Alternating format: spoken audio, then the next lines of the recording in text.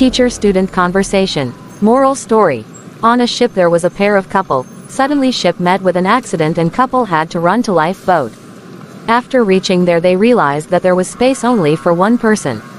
At that moment, husband pushed wife behind him and jumped onto lifeboat himself. His wife stood on sinking ship, shouted one sentence to her husband. Teacher stopped and asked her students, "What do you think?" shouted. Most students answered, "I hate you." Now, after listening to all this reply, she noticed that there was a boy sitting silently throughout.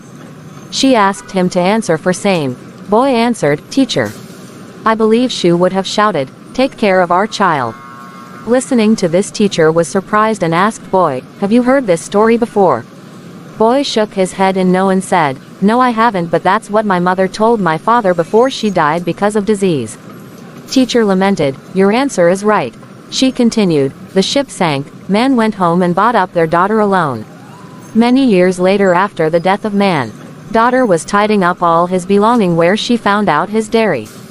In dairy she found that when her parents went on to ship, her mother was already diagnosed with terminal illness, and at critical moment while ship was sinking father rushed to the only chance of survival. In his dairy man wrote about how he wished he could sink to the bottom of ocean with his wife, but for sake of their daughter he had to live. Story was finished and class was silent. Teacher knew that students has understood the moral of story.